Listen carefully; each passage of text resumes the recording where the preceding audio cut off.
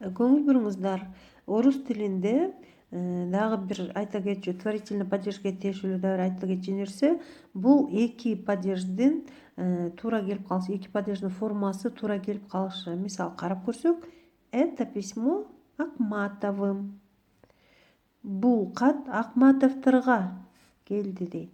Кимге келди? Акматовторго келди. Мына болду Акматовым деген Акматовдурго деген көптүк түрдөгү форма менен могу форма туура келип атат. С Акматовым я учился в одной школе.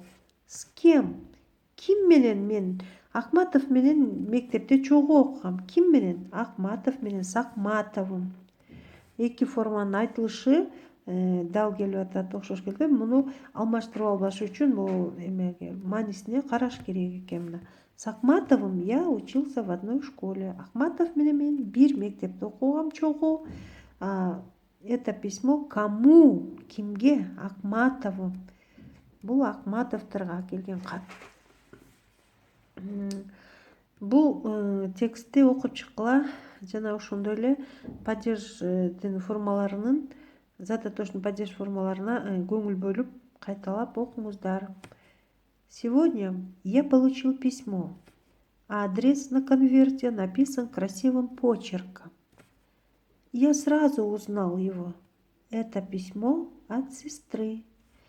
Она поздравляет нас с Новым годом. Также она сообщила, что собирается на неделю в Бишкек. Едет поездом. Мы с братом пойдем ее встречать. Бүгүн мен кат алдым. Конвертте